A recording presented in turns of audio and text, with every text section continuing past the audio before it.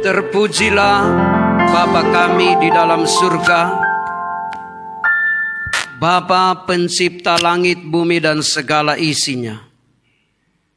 Dikuduskanlah namamu, datanglah kerajaanmu di bumi seperti di surga.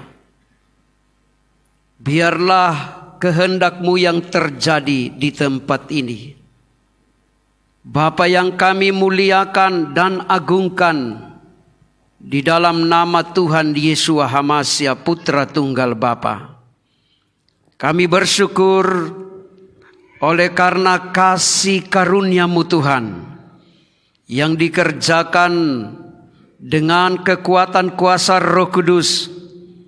Kami terkumpul lagi di tempat di mana nama-Mu dipermuliakan, untuk diperlengkapi oleh kuasa dari tempat yang maha tinggi. Kami rindu untuk menerima kekuatan daripada-Mu lewat kebenaran firman-Mu. Berfirmanlah bagi kami semua dan nyatakan isi hati-Mu Tuhan. Tutup bungkus kami semua dengan kekuasaan kuasa yang luar biasa dari tempat yang maha tinggi. Dan kami sambut firman-Mu yang adalah makanan rohani bagi kehidupan iman kami. Dalam nama Bapa, Putra dan Roh Kudus, Bapa Yahweh di dalam Tuhan Yesus Hamasia. Haleluya, haleluya, amin.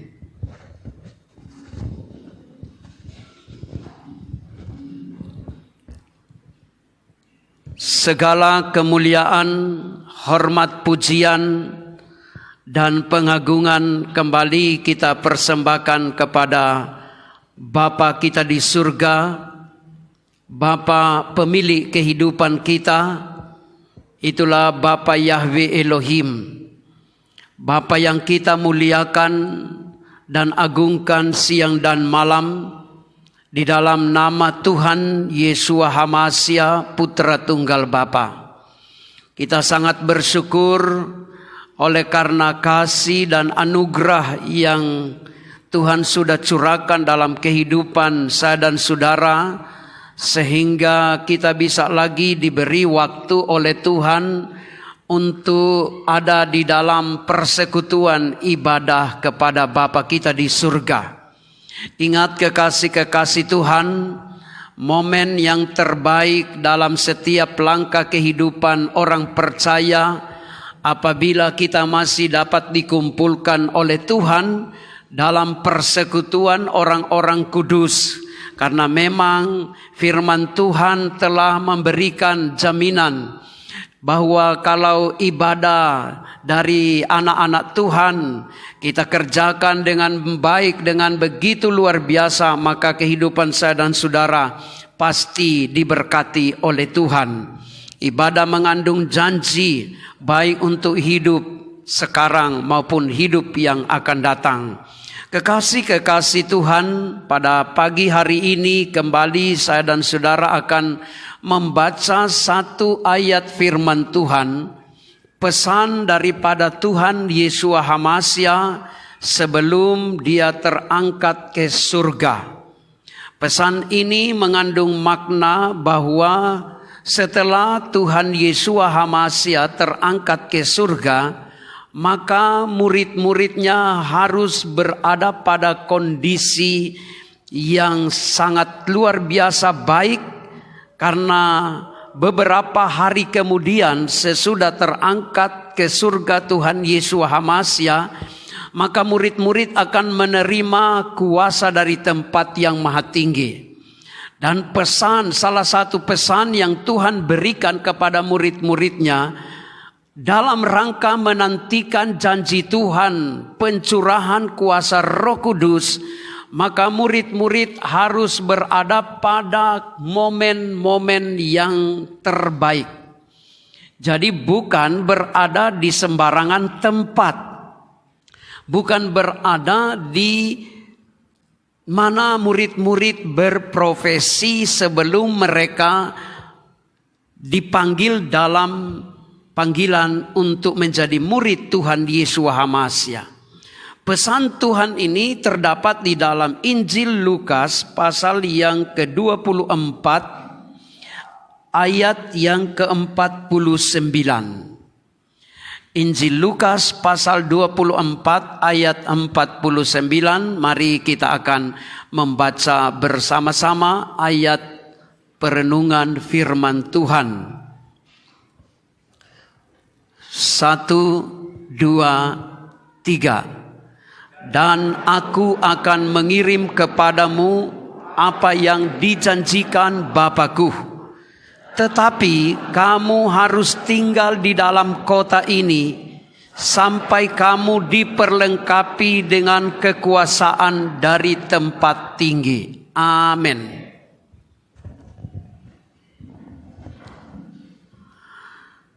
Yeshua HaMashiach sebelum terangkat ke surga,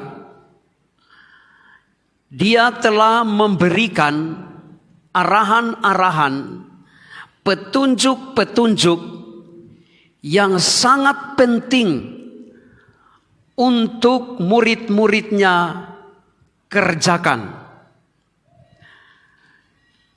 Sekali lagi, sebelum Yeshua HaMashiach naik ke surga, dia telah memberikan petunjuk-petunjuk yang penting dalam rangka murid-murid akan menerima peristiwa yang besar, peristiwa yang berhubungan dengan keselamatan yang akan dikerjakan oleh murid-muridnya.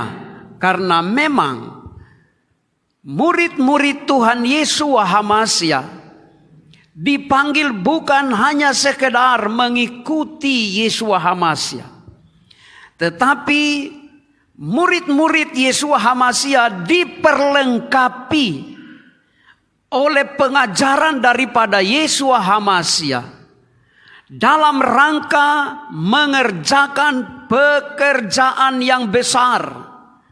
Bahkan dikatakan oleh Yeshua HaMashiach, kamu akan mengerjakan pekerjaan yang lebih besar daripada apa yang sudah dikerjakan.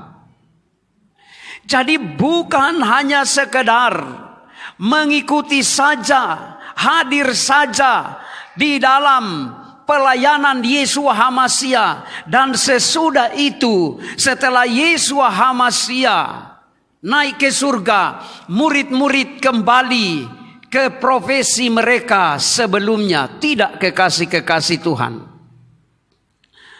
Ternyata Tuhan telah mempersiapkan kelompok yang disebut dengan murid-murid Yeshua HaMashiach untuk mengerjakan pekerjaan yang besar.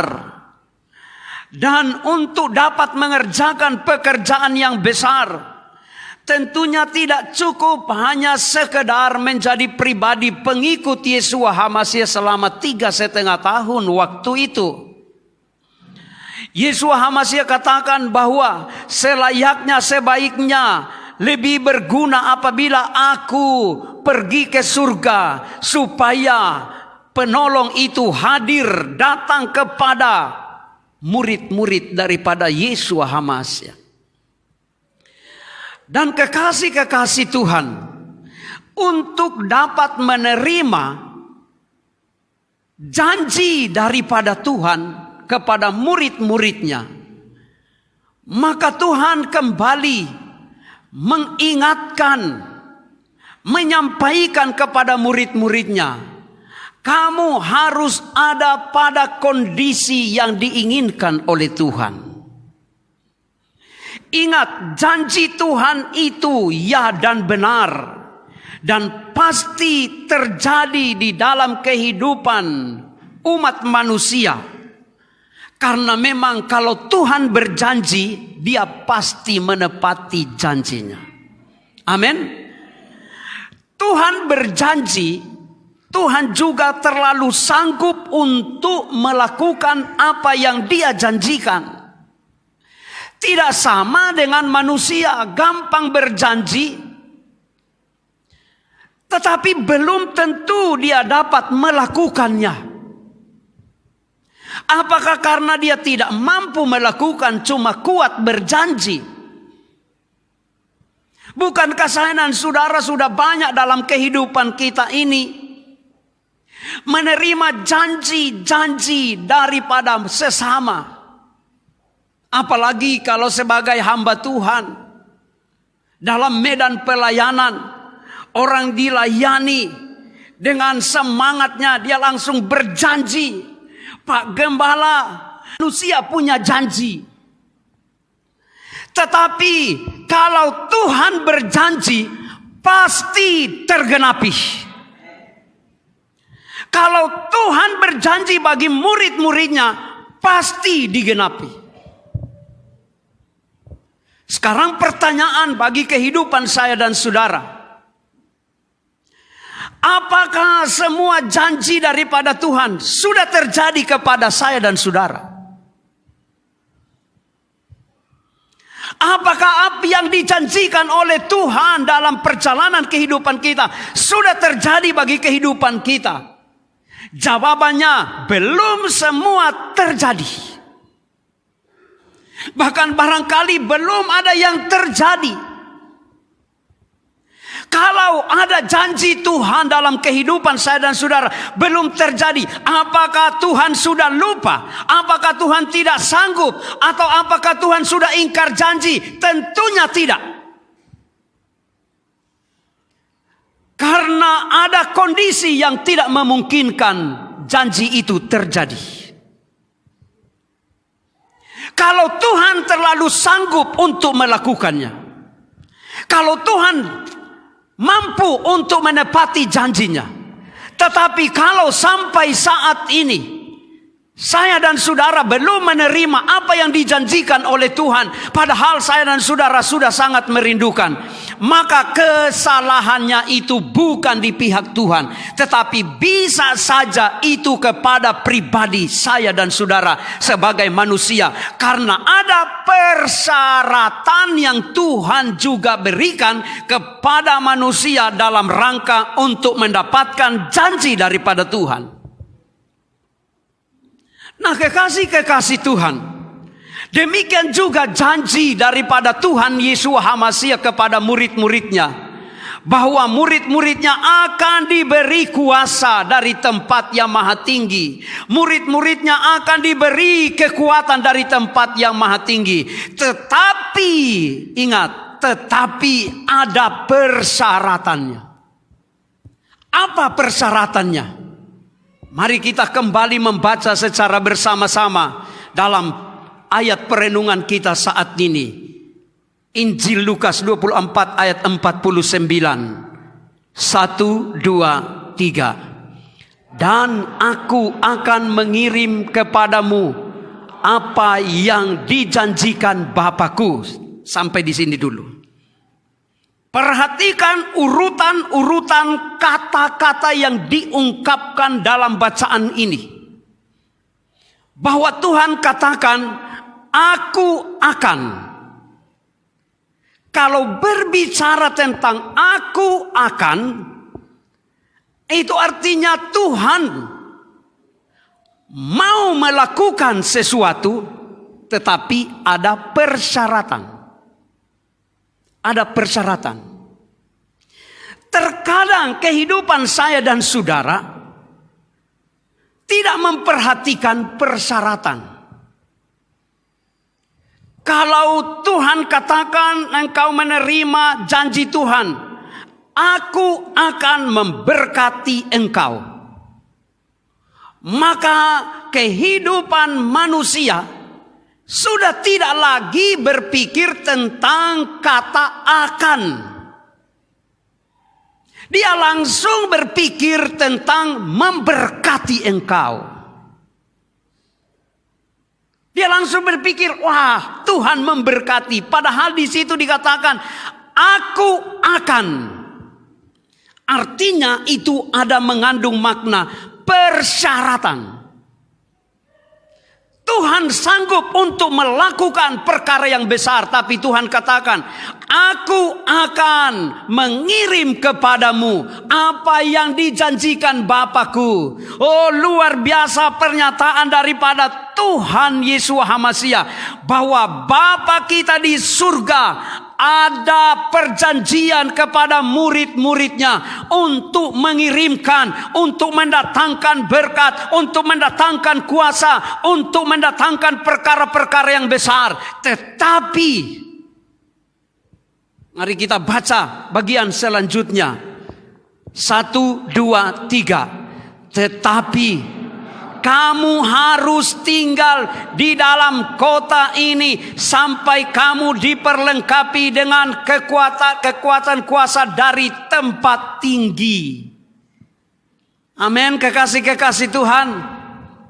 Bapa kita akan mengirimkan kekuatan. Bapamu di surga akan mengirimkan berkat bagi saya dan saudara. Tetapi ada tetapinya, kekasih-kekasih Tuhan. Perjanjian Tuhan bukan tidak ada persyaratan. Bukankah Tuhan pernah menyatakan bahwa pada satu waktu Tuhan menyatakan kebinasaan bagi satu bangsa. Tapi setelah satu bangsa berbalik dan bertobat, maka menyesallah Tuhan untuk melakukannya. Sebaliknya, Tuhan katakan bahwa satu waktu Tuhan nyatakan satu bangsa akan mengalami keberkatan, mengalami kelimpahan. Tetapi karena bangsa ini hidup dalam ketidaktaatan, maka menyesallah Tuhan untuk memberkati bangsa atau kaum tersebut. Disinilah dibutuhkan kerjasama yang baik dari pihak Tuhan dengan pihak manusia. Demikian juga yang terjadi bagi kehidupan murid-muridnya. Setelah Yesus HaMasiah terangkat ke surga, dan murid-muridnya sudah dijanjikan untuk menerima kuasa dari tempat yang maha tinggi, maka Tuhan katakan, kamu harus, bukan sekedar, tetapi ini keharusan, kewajiban daripada murid-muridnya. Tuhan siap memberkati, mengurapi murid-muridnya. Tetapi Tuhan katakan, kamu harus. Jadi setelah Yesus HaMasiah terangkat ke surga, maka Petrus yang berprofesi sebagai nelayan, Tuhan katakan, Petrus, kamu harus tinggal di Yerusalem. Jangan kembali ke Danau Galilea. Jangan kamu kembali ke profesi kamu untuk menantikan perjanjian daripada Tuhan bahwa Bapa Surgawi akan mengirimkan kekuatan dari tempat yang maha tinggi. Maka Tuhan katakan kepada murid-muridnya, kamu harus tinggal di dalam kota ini. Kota yang dimaksud itulah Yerusalem. Sedangkan pada umumnya murid-murid Yesus HaMasiah itu berasal dari pinggiran Danau Galilea yang jauh dari kota Yerusalem. Tetapi Tuhan katakan, kamu harus tinggal di kota Yerusalem. Apakah tidak bisa? Tuhan katakan, Petrus, setelah peristiwa kenaikan ini, maka kamu kembali ke Tiberias, atau kamu kembali ke kampungmu, yaitu Kapernaum, untuk menerima kuasa Roh Kudus.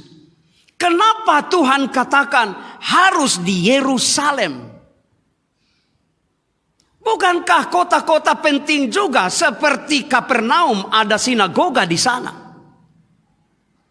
Ada tempat-tempat ibadah. Bukan berarti di daerah Kapernaum tidak ada tempat ibadah. Ada juga, sampai sekarang masih ada. Bukti bahwa di Kapernaum di zaman Yeshua HaMasiah sudah ada tempat-tempat penting dalam rangka untuk peribadatan. Lalu kenapa Tuhan katakan kamu harus tinggal di dalam kota Yerusalem? Sedangkan kota Yerusalem sudah kita ketahui bersama bahwa justru di kota Yerusalem itulah Yeshua HaMasiah diadili. Disitulah Yeshua HaMasiah dianiaya. Disitulah Yeshua HaMasiah mengalami penderitaan. Lalu kenapa murid-murid dalam rangka menantikan pencurahan kuasa Roh Kudus harus tinggal di kota Yerusalem? Makna daripada kota Yerusalem itu adalah kota damai sejahtera. Dan inilah Tuhan katakan kepada murid-muridnya, untuk kamu menerima kuasa dari tempat yang maha tinggi, kamu harus ada di kota Yerusalem. Demikian juga kehidupan saya dan saudara. Ingat, kuasa Roh Kudus itu sudah dicurahkan. Itu sudah dihadirkan oleh Tuhan di dunia ini. Tetapi kenyataan hidup kekristenan, tidak semua orang Kristen dipenuhi oleh kuasa Roh Kudus. Kenapa terjadi demikian sedangkan kuasa Roh Kudus sudah dicurahkan? Karena memang ada persyaratan yang Tuhan tuntut. Sebagaimana yang sudah diamanatkan disampaikan kepada murid-muridnya untuk menerima kuasa dari tempat yang maha tinggi, harus ada di kota Yerusalem. Poin yang berikut, walaupun tidak dijelaskan secara detail di ayat ini, bahwa murid-murid Yeshua HaMasiah tinggal di kota Yerusalem, tetapi juga ada dalam perkumpulan. Karena bisa saja kekasih-kekasih Tuhan, murid-murid itu sudah oke, kami tinggal di kota Yerusalem, tapi karena baru terjadi peristiwa yang menghebohkan, yaitu pengadilan kepada Yeshua HaMasiah pada 40 hari lebih yang lalu, maka bisa saja murid-muridnya ambil posisi tersebar di rumah-rumah penduduk. Bisa saja begitu, saudara-saudara. Jadi bisa saja Petrus tinggal di satu rumah tertentu, kemudian teman-temannya yang lain tinggal di rumah tertentu, terpisah-pisah. Tapi apakah demikian? Tidak, kekasih-kekasih Tuhan. Jadi murid-muridnya harus tinggal di kota Yerusalem. Kemudian poin yang berikut, mereka harus ada dalam doa dan persekutuan di satu titik, di satu tempat yang dikenal dengan loteng Yerusalem. Mereka walaupun ada di kota Yerusalem, tidak boleh berada dalam posisi terpisah-pisah. Mereka harus terkumpul di dalam satu titik pertemuan dalam rangka untuk menantikan janji-janji daripada Tuhan. Nah, kondisi inilah yang Tuhan tuntut kepada murid-muridnya supaya waktu terjadi pencurahan, betul-betul janji dari Bapa Yahweh terjadi dan digenapi dalam persekutuan murid-muridnya. Peristiwa yang terjadi kepada murid-muridnya ini juga harus terjadi dalam kehidupan saya dan saudara sebagai pengikut, sebagai murid daripada Yeshua HaMashiach. Karena kita juga tidak beda dengan murid-murid di waktu itu, kekasih-kekasih Tuhan. Kita sama.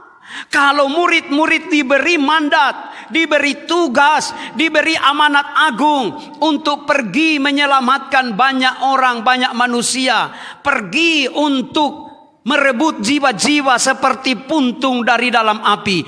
Demikian juga kepada saya dan saudara harus memiliki juga tanggung jawab untuk melaksanakan perintah yang agung yang diamanatkan oleh Yeshua HaMashiach. Inilah yang sering tidak disadari oleh orang Kristen pengikut Yeshua HaMashiach, bahwa setelah dia melangkah dalam keimannya, dalam keyakinannya, dalam ketaatannya kepada Yeshua HaMashiach, saya dan saudara bukan berarti menjadi pribadi yang hanya ikut dari belakang saja.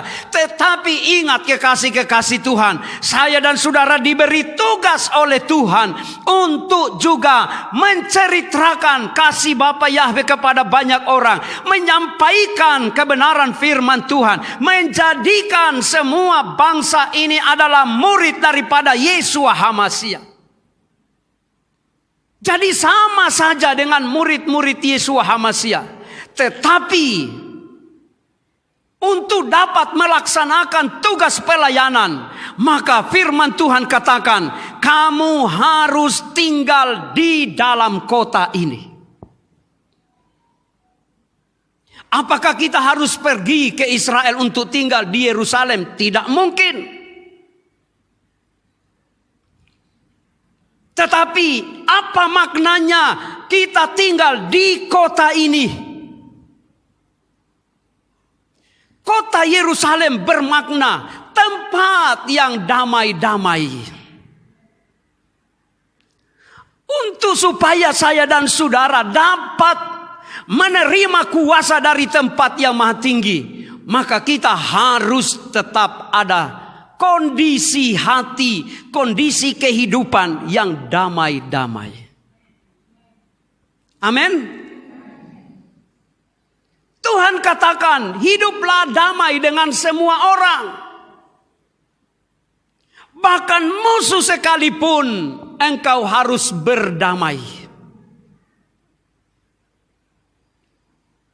Nah, inilah kehidupan saya dan saudara dituntut oleh Tuhan. Tapi terkadang kehidupan orang Kristen cuma namanya pengikut Yeshua HaMashiach, tapi tidak tinggal di kota Yerusalem, tidak dalam kondisi yang damai-damai.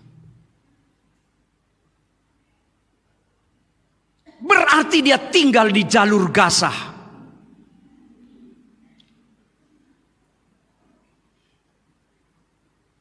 Ada istilah bahwa manusia itu katanya, kalau dia manusia baik-baik berarti dia dibuat dari tanah liat. Tapi kalau manusia yang selalu konflik, tidak damai-damai, jangan-jangan dia terbuat dari tanah sengketa.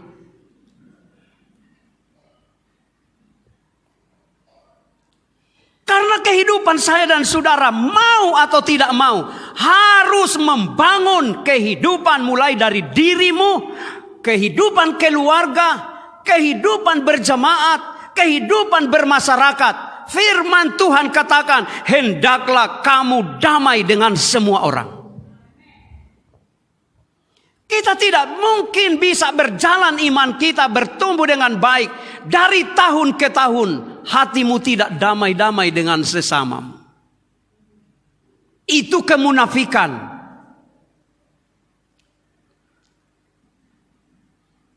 Kalaupun saya dan saudara dimusuhi, tidak apa-apa. Itu memang hal yang biasa. Tetapi menyikapi keadaan yang memusuhi kehidupan kita, orang yang memusuhi kehidupan kita, kita jangan memusuhinya. Kita harus ada damai. Apalagi dalam hal berjemaat, kekasih-kekasih Tuhan.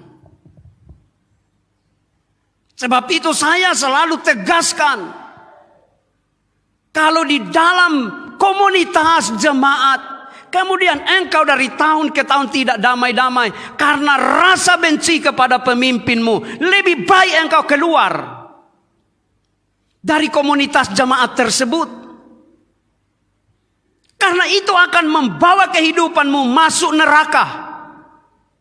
Bukan gerejamu yang masuk neraka, tetapi pribadimu yang tidak senang, yang tidak puas dengan pelayanan di tempat di mana engkau berada. Kemudian di dalam hatimu penuh dengan ketidaksenangan, ketidakpuasan dan ketidakdamaian. Apalah artinya engkau ada di situ? Engkau lama-lama akan masuk neraka.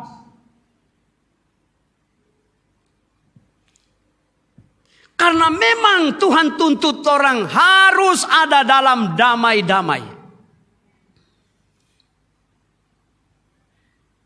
Saya dan saudara ditugaskan oleh Tuhan untuk supaya kita menyampaikan berita keselamatan di dalam Yesus Hamasiah.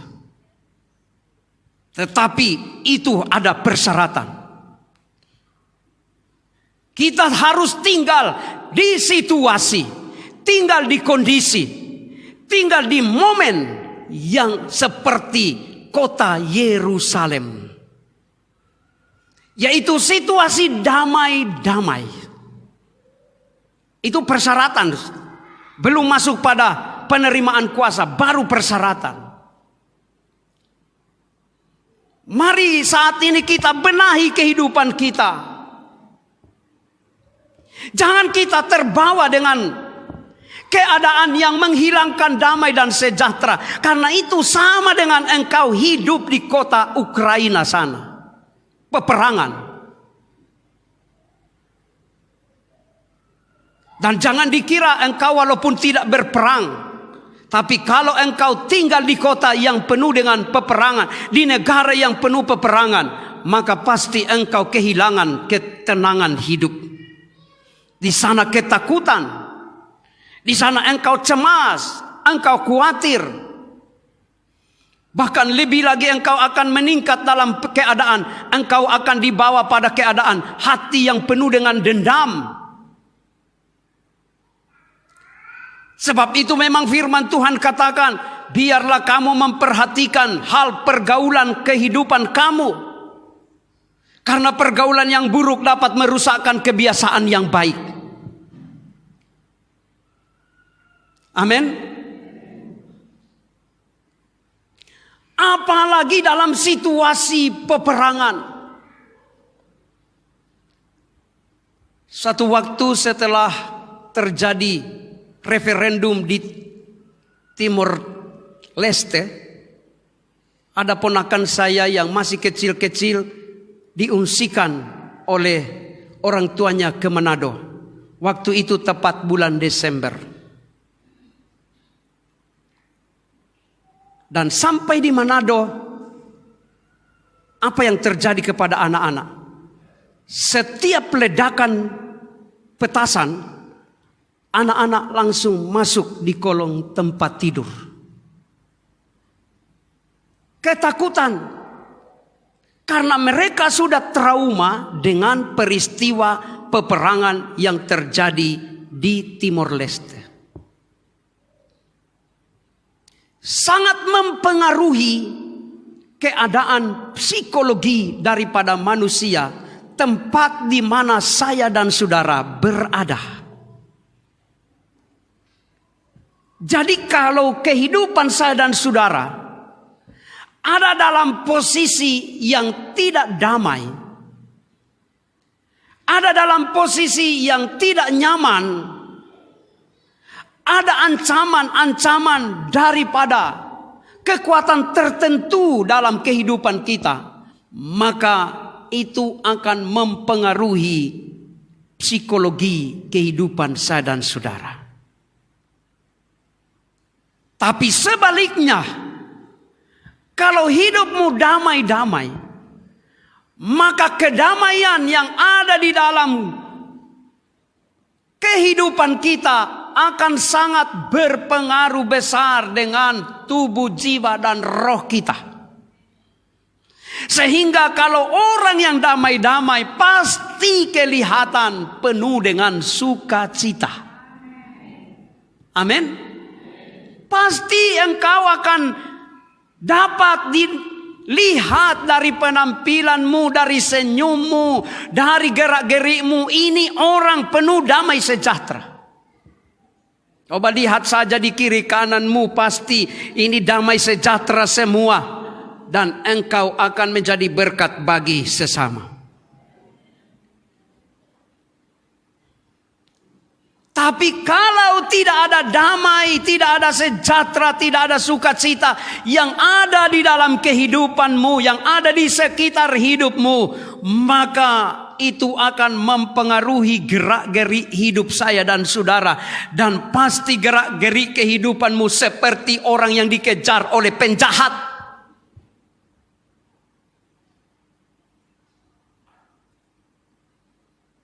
Tuhan katakan, berbahagialah orang yang empunya damai, karena mereka memiliki bumi. Coba kita baca di dalam Injil Matius. Injil Matius pasal yang ke-5 ayat 9. Injil Matius pasal 5 ayat 9. Kita bacakan 1, 2, 3. Berbahagialah orang yang membawa damai, karena mereka akan disebut anak-anak Elohim. Puji Tuhan. Kenapa Tuhan suruh kepada murid-muridnya tinggal di kota damai? Tinggal di situasi yang penuh dengan damai. Karena kamu ini dilihat dari kerajaan surga adalah anak-anak Bapa Yahweh Elohim. Berikan kemuliaan bagi Bapa kita di surga. Di tempat ini saya dan saudara berbahagialah apabila dilihat dari kerajaan surga. Inilah anak-anakku yang terkasih. Mereka damai-damai semua. Biar lagi orang yang memusuhi kehidupan mereka, mereka tetap senyum-senyum. Mereka bukan mental kerupuk, tapi mereka senyum-senyum karena ada damai. Nah, inilah kondisi persyaratan untuk menerima anugerah dari tempat yang maha tinggi. Jangan persalahkan Tuhan kalau engkau tidak dapat apa-apa dari Tuhan. Karena Tuhan dapati kehidupanmu bukan pembawa damai bagi sesamamu. Jangan persalahkan Tuhan kalau engkau belum menerima janji daripada Tuhan. Berarti Tuhan dapati engkau bukan tinggal di Yerusalem, tapi engkau tinggal di jalur Gaza yang tidak ada damai-damai di sana. Keluarlah dari situasi yang tidak ada damai-damai, supaya kita selamat. Coba lihat saja di negara yang sementara berperang akan terjadi pengungsian yang besar-besaran karena orang mau selamat. Demikian juga kehidupan saya dan saudara. Mari ciptakanlah kondisi kehidupan dalam batinmu, di dalam pribadimu yang penuh dengan damai-damai. Karena di sanalah kehidupan saya dan saudara akan beroleh ketenangan, akan beroleh sukacita yang dari tempat yang maha tinggi. Persyaratan yang berikut yang Tuhan amanatkan kepada murid-muridnya. Setelah sudah ada di kota Yerusalem, maka murid-murid dituntut harus ada dalam persekutuan. Demikian juga kehidupan saya dan saudara. Kita tidak cukup kita damai-damai, kemudian kita alergi dengan persekutuan jemaat Tuhan. Kita tidak cukup kita katakan, wah saya damai sendiri saja di rumah, beribadah sendiri saya tidak mau dengan berjemaat. Yang penting kan saya damai-damai. Tidak, kekasih Tuhan. Kita harus ada dalam persekutuan. Dan persekutuan yang dimaksud adalah persekutuan yang ada di kota Yerusalem. Artinya persekutuan juga yang punya atmosfer damai-damai. Sebab biar lagi kehidupanmu dari rumah sudah damai-damai, tetapi setelah sampai dalam komunitas persekutuan di mana engkau bergabung, kemudian di sana ternyata dipimpin oleh panglima perang, konflik, maka hilanglah kedamaian yang engkau miliki secara pribadi karena engkau datang dalam persekutuan. Ternyata di sana panglima perang ban hitam saja.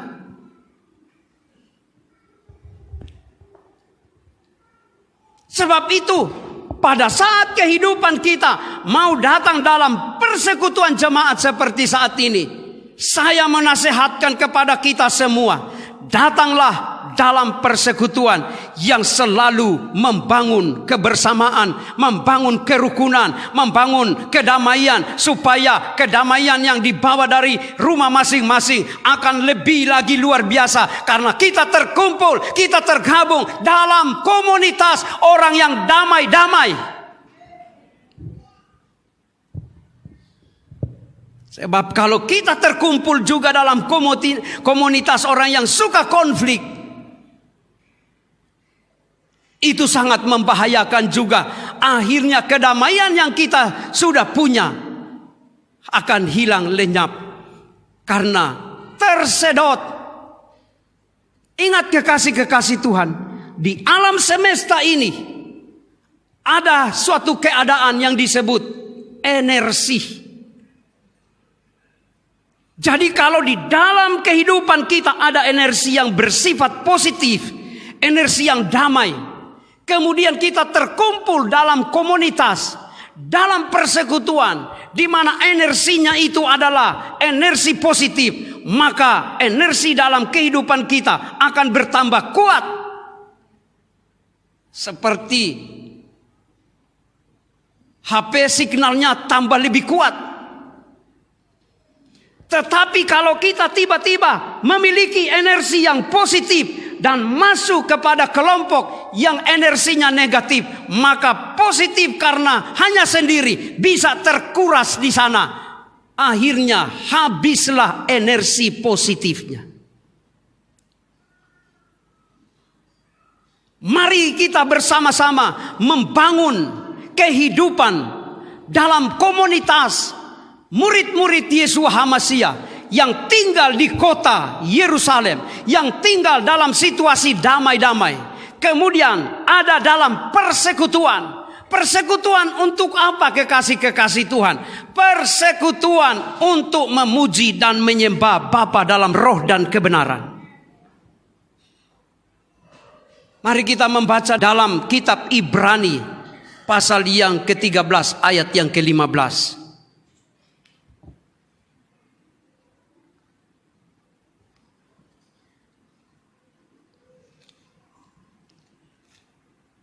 Ibrani 13 ayat 15.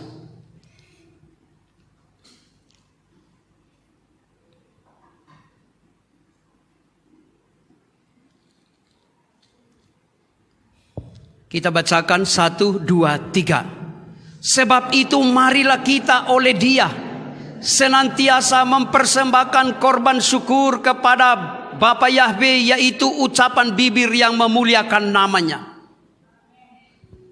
Marilah, ada ajakan bagi saya dan saudara.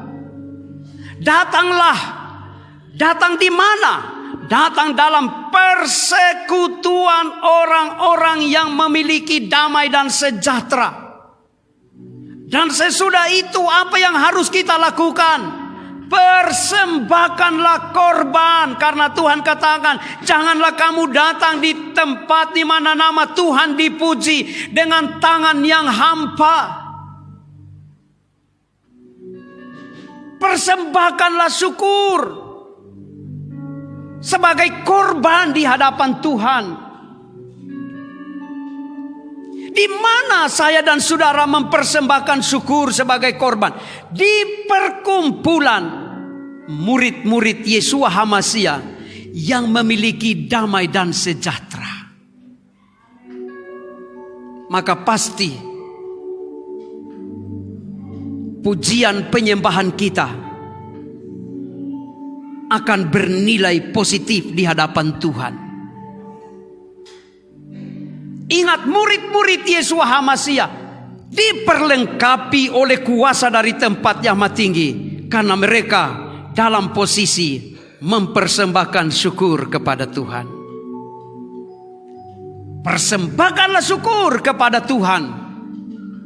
Masuklah di dalam komunitas kehidupan berjemaat yang membangun kebersamaan, yang membangun kedamaian. Memang disadari kehidupan kita, ada waktu tertentu hilang damai sejahtera. Dan untuk supaya engkau mendapatkan damai sejahtera, datanglah di kota Yerusalem. Datanglah di tempat di mana kita ada damai dan sejahtera. Datanglah dalam persekutuan ibadah yang di sana kita diperlengkapi oleh kuasa dari tempat yang maha tinggi. Maka damai sejahtera yang hilang dari kehidupanmu pasti engkau akan dapat kembali, karena Bapa kita di surga, Bapa yang kaya dengan damai dan sejahtera. Haleluya. Jangan engkau berdiam diri apabila engkau kehilangan damai dan sejahtera. Tetapi datanglah dalam persekutuan murid-murid Yeshua HaMasiah, maka dijamin saya dan saudara akan menerima anugerah dari tempat yang maha tinggi. Bapa Yahweh memberkati kita semua. Demikianlah firman Tuhan yang menjadi berkat bagi kehidupan saya dan saudara. Kita berdoa. Terima kasih Bapa. Kami bersyukur kami telah diingatkan oleh Tuhan untuk supaya kami tetap membangun kebersamaan dalam kehidupan murid-murid-Mu Tuhan, yang penuh dengan damai dan sejahtera. Walaupun saat ini Tuhan, kami banyak menghadapi tantangan, tetapi kami percaya bersama Bapa Yahweh kami beroleh kekuatan yang luar biasa. Lengkapilah kami dengan kuasa dari tempat yang maha tinggi, dalam nama Yeshua HaMasiah. Haleluya, haleluya.